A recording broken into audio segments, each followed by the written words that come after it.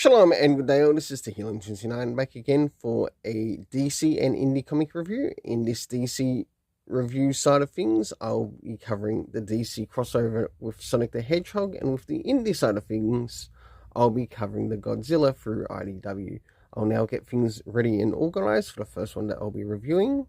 So as we move into first things first, it's the DC Sonic crossover, and beginning with the first thing, and that is the area of the cover. Does this cover in any way, shape or form connect to something that is inside with the story?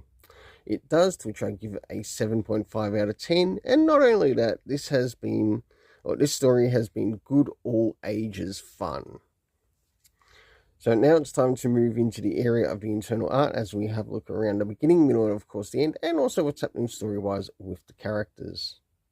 So as the story begins, we catch up with the members of Sonic's Earth that have now turned up in the Earth of, say, the Justice League and the DC characters, and now they have to sort of like take the role of what the members of the Justice League would normally be doing, whilst the Justice League members are stuck on Sonic's Earth.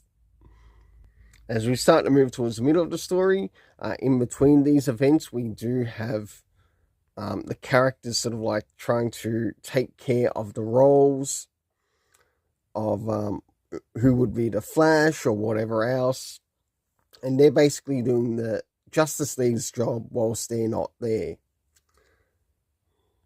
And of course, later on, they return to the area of the Watchtower, to which they do catch up with Mr. Terrific. For the internal art, I give it a 7.5 out of 10, as I really quite enjoyed it in this story. Next is the area of the story itself. Considering that this has like only so many issues to the series, did we get anything in relation to the area of time? We had soon and also later being used.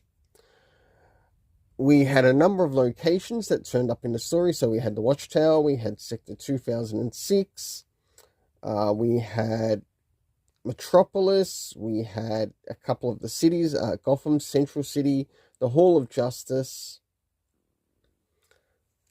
and one other place that I wrote absolutely terribly, but I'll just give that a bit of a pass. Last but not least, let's move into the cast of characters, to which we have Mr. Terrific, we have Sonic the Hedgehog, we had Shadow the Hedgehog, who was immediately went to Gotham to help take care of Batman's job. We also had Silver, Knuckles, where else? We had the Green and Yellow Lantern Corps, Grodd, of course, members that connect to the Justice League, Lex Luthor, Joker, and of course, Shadow the Hedgehog. For my overall story rating, I give it a 7.5 out of 10. Now it's time to move into Godzilla Issue 1. So, as we move into Godzilla Issue 1, does this cover in any way, shape, or form connect to something that is happening inside with the story? In essence, it does, to which I give it a 7 out of 10.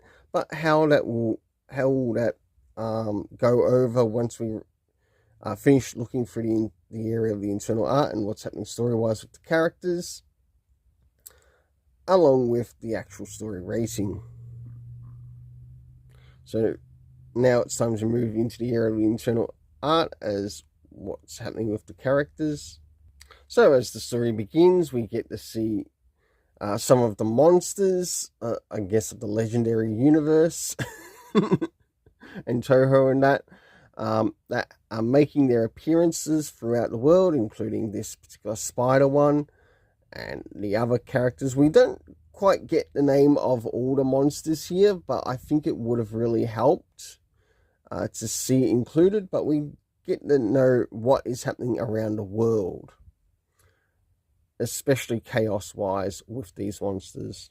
And of course, we do get the main character, or well, somewhat main character. Is also treated like a side character in this story than a main character in this story. Godzilla himself. As we start to move towards the middle of the story, we start to follow someone by the name of Boxer, who is also the bodyguard to Miss Murakami. And we get to see him doing stuff that will sort of like show him being a bit of a hero in this time of chaos of what's happening with the character of Godzilla within the story. Of course, we get the army coming in, but with things in relation to this particular Godzilla story, they want to leave you on a cliffhanger so you can pick up the next issue. So for the internal art, I gave it a 7 out of 10 because of the consistency also with this particular cover. Next is the area of the story and how it is rated. First is the area of time. Did we get anything time-wise? No, we didn't. Next is the area of locations, to which we get to see Mexico, Brazil, South Korea, and also outside of DC, Washington. The main cast of characters consisting of Godzilla, Miss Murakami, and last but not least, the character known as Boxer. For my overall rating, I give it a 6 out of 10. Not a 7, but a 6. Until then, let's keep it colourful and have yourself an awesome day.